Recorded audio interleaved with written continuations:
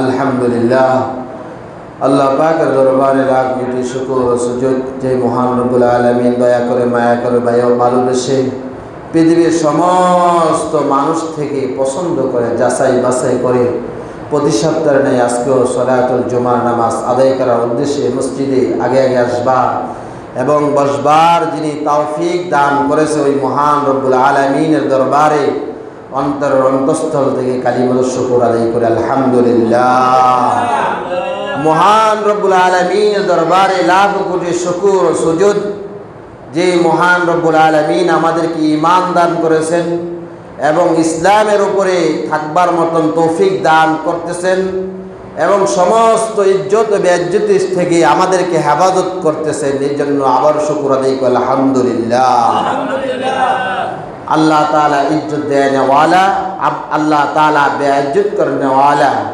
আল্লাহ তাআলা পৃথিবীর সমস্ত জায়গার মধ্যে পৃথিবীর মাশরিক থেকে মাগরিব, শিমাল থেকে জুনুন পর্যন্ত, এক প্রান্ত থেকে অপর প্রান্ত পর্যন্ত পৃথিবীর মুসলিম অমুসলিম সমস্ত জাতিকে আল্লাহ তাআলা কোরআনুল কারীমের মাধ্যমে প্রমাণ করে দিয়েছে যে দেখো, নেপালের মতন একটি রাষ্ট্রকে আমি একটা প্রেসিডেন্টের দায়িত্ব দিয়েছিলাম, সে যেহেতু কোরআন ও সুন্নাহর উপরে আমার রাষ্ট্রকে, আমার দেশকে, পৃথিবীর এক খণ্ডকে তাকে দিয়েছিলাম, ভালো করে কোরআন ও হাদিস দিয়ে চালাতে পারছে না, জুলুম করেছে। আজকে দেখো পৃথিবীর সমস্ত সোশ্যাল মিডিয়ার মধ্যে আমি তুলে ধরেছি এবং আসমান ও জমিনের সমস্ত ফেরেশতার সামনে তুলে ধরেছি। দেখো, ইজ্জত দিয়েছিলাম আমি, আল্লাহ তাআলা তাকে বেইজ্জতি করেছে। ঠিক কিনা বলো? আমরা প্রতিদিনকে আল্লাহ তাআলা আমাদেরকে দেখাচ্ছে, ইজ্জতও দেখাচ্ছে, আবার বেইজ্জতিও দেখাচ্ছে। ছোট মানুষের মাধ্যমে আল্লাহ তাআলা বেইজ্জতি করাচ্ছে, আবার বড় মানুষদের মাধ্যমে আল্লাহ জাল্লা শানু তিনি বেইজ্জতি করে দেখাচ্ছেন। ও তুইজ্জু মান তাশা ওয়া তুযিল্লু মান তাশা ও বিয়াদিকাল খায়র ইন্নাকা আলা কুল্লি শাইইন কাদির। আল্লাহ তাআলা বলেন যে পৃথিবীর মানুষ, আমি যাকে সম্মানিত করি, আমি যাকে সম্মান করি, সম্মান দেই, পৃথিবীর কোনো মানুষ তাকে বেইজ্জতি করতে পারে না। আমি যাকে বেইজ্জতি করি পৃথিবীর কোনো মানুষ ধরে রাখতে পারে না। ঠিক কিনা বলুন?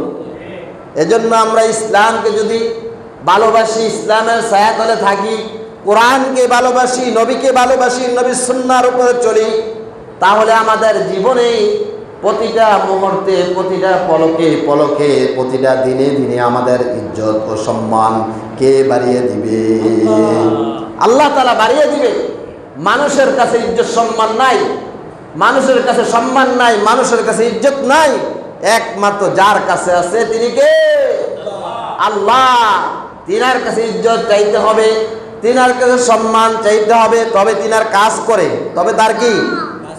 তিনার কাজ করে, হুকুম আদায় করে, আদেশ আদায় করে। যে জায়গায় আল্লাহ সুবহানাহু ওয়া তাআলা আমাদেরকে নিষেধ করেছে সেই জায়গায় আমরা ওই নিষেধাজ্ঞা কাজগুলো মানতে হবে। যে জায়গায় আল্লাহ তাআলা আমাদেরকে আদেশ করেছেন সেই জায়গার মধ্যে আমরা সুন্দরভাবে, সুষ্ঠুভাবে, শৃঙ্খলাভাবে আল্লাহ তাআলার হুকুম আদায় করব। এতে আল্লাহ তাআলা আমাদের ইজ্জত সম্মানকে বুলন্দ করে দিবে। বুলন্দ করে দিবে কে? আল্লাহ। আমরা দেখতেছি পৃথিবীর এক প্রান্তর থেকে অপর প্রান্ত মুসলমান দাবি করে কিন্তু মুসলমানের কাজ করে না। মুসলমান দাবি করে কোরআনের কাজ করে না। মুসলমান দাবি করে নবীর আদর্শের উপরে সে চলে না। আল্লাহ বলে মুসলমান দাবি করলে চলবে না, আমি মুসলমানের গুণ নিতে হবে, মুসলমানের আদর্শ কোরআন এবং সুন্নাহ অনুযায়ী তোমার জীবন পুরাটা দেহকে যখন চালাইবে, পরিচালিত করবে, আমি আল্লাহ সুবহানাহু ওয়া তাআলা পৃথিবীর যে কোনো প্রান্তরে থাকো না কেন তোমাকে সম্মানের স্থানে রাখবো। আল্লাহ তাআলা আমাদের সবাইকে হেফাজত করুক, সকলে আমিন বলি। আমরা মনে করি যে প্রেসিডেন্ট সে কি বেজ্জতি হবে, যে এমপি সে বেজ্জতি হবে খারাপ কাজ করলে, যে চেয়ারম্যান সে খারাপ কাজ করলে বেজ্জতি হবে। তারা পৃথিবীর একজন যদি সাধারণ মানুষও যদি তার শক্তি দিয়ে এবং অর্থ দিয়ে তার বিভিন্ন প্রলাপন মাধ্যমে যদি কারোর উপর জুলুম করে, আল্লাহ সুবহানাহু ওয়া তাআলা ওই মানুষটাকে আল্লাহ তাআলা বেইজ্জতি করে ছাড়ে। ঠিক কিনা বলুন? আসুন আমরা সকলেই কোরআন এবং সুন্নাহের আলোর দিকে এবং কোরআন এবং সুন্নাহের ছায়াতলে আসি। আমরা এর ছাড়া কোনো বিকল্প কোনো রাস্তা নাই শান্তির। এর ভিতরে শান্তি দুনিয়াতে যেরকম ভাবে আল্লাহ তাআলা কোরআনের মাধ্যমে শান্তি রেখেছেন, সেরকম ভাবে আল্লাহ সুবহানাহু ওয়া তাআলা কবর, হাসর, ফুলসিরাত সমস্ত মাকামের মধ্যে আল্লাহ তাআলা আমাদের শান্তি রেখে দিয়েছে।